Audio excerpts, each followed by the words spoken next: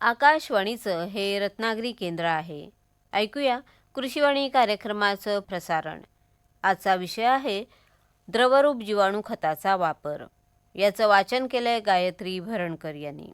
नमस्कार मंडळी, पिकांमध्ये अन्नद्रव्याचं शोषण होण्यासाठी जमिनीतले अनेक सूक्ष्मजीव महत्त्वाची भूमिका निभावत असतात. निसर्गतः जमिनीमध्ये जीवाणू, बुरशी, ॲक्टिनोमायसिस यासारखे उपयुक्त सूक्ष्मजीव आढळतात. हे जे सूक्ष्मजीव आहेत ते जमिनीमध्ये अन्नद्रव्य आणि इतर उपयुक्त सेंद्रिय घटक पिकांना उपलब्ध करून द्यायचं काम करत असतात.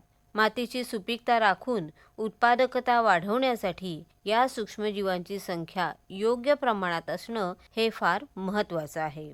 जमिनीची सुपीकता टिकवण्यासाठी जैविक खतांचा वापर हा शाश्वत शेतीचा एक महत्त्वाचा आधार ठरू शकतो. मंडळी, जमिनीचं आरोग्य सुधारण्यासाठी आणि टिकवून ठेवण्यासाठी रासायनिक आणि सेंद्रिय खतासोबत जीवाणू खतांचा वापर करणं हे आता अतिशय महत्त्वाचं झालं आहे.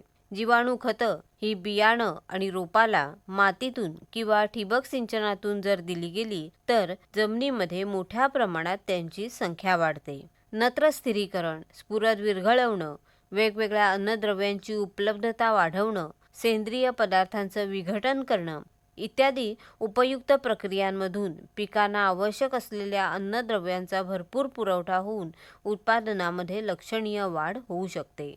जमिनीच्या गुणधर्मामध्ये सुधारणा सुद्धा होते. जीवाणू खतं वापरली तर रासायनिक खताची उणीव संपूर्णपणे भरून काढता येते असं नाहीये, पण तरी सुद्धा ही खतं पूरक खतं म्हणून वापरली तर खूप फायदा होतो.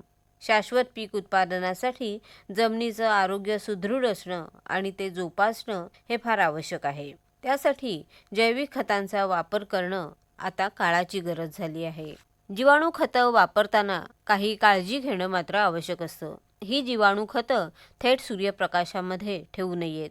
कीटकनाशकं, बुरशीनाशकं, तणनाशकं आणि रासायनिक खतासोबत जीवाणू खतं मिसळून वापरू नयेत. जीवाणू खतं ही बियाणाला लावल्यानंतर अर्धा तास सावलीत वाळवावीत. जीवाणू खतांची अंतिम मुदत नक्की पाहावी. ज्या पिकासाठी शिफारस केली असेल त्याच पिकासाठी जीवाणू खतांचा वापर करावा. जीवाणू खतं दिल्यानंतर त्यांना जिवंत ठेवण्यासाठी जमिनीमध्ये ओलावा असणं फार आवश्यक आहे. त्याची काळजी घ्यावी. या सर्व गोष्टीची काळजी घेतली तर जीवाणू खतांचे खूप फायदे आहेत. रासायनिक खतांच्या वापरामध्ये 25% आपण बचत करू शकतो. बियाण्याची उगवण शक्ती वाढायला या जीवाणू खतांचा खूप उपयोग होतो. जैविक खतं सूक्ष्म अन्नद्रव्याबरोबरच जिब्रेलिक ॲसिड, सायटोकायकिन, इंडॉल ॲसिटिक आम्ल यासारखी संप्रेरक आणि जीवनसत्व ब झाडाला मिळवून द्यायला फायदेशीर ठरतात. जीवाणू खतं कोरडवाहू आणि बागायती अशा दोन्ही पिकांमध्ये वापरता येतात. सुपीकता वाढवून जमिनीचा पोत सुधारतो. उत्पादन क्षमतेमध्ये वाढ होते. जेव्हा दुबार पीक घ्यायची वेळ येते त्यावेळी सुद्धा उपयुक्त नत्र साठा शिल्लक राहतो. धान्याचा एकूण दर्जा सुधारतो. पिकाचं 15 ते 25% उत्पादन वाढतं. तर मंडळी, अशा प्रकारे जमिनीचं आरोग्य सुधारण्यासाठी, टिकवण्यासाठी, सुपीकता वाढण्यासाठी, सुपीकता जपण्यासाठी द्रवरूप जीवाणू खतांचा वापर करणं ही आता काळाची गरज झाली आहे. बरं तर मंडळी, पुन्हा भेटूया पुढल्या कृषीवाणीमध्ये. नमस्कार.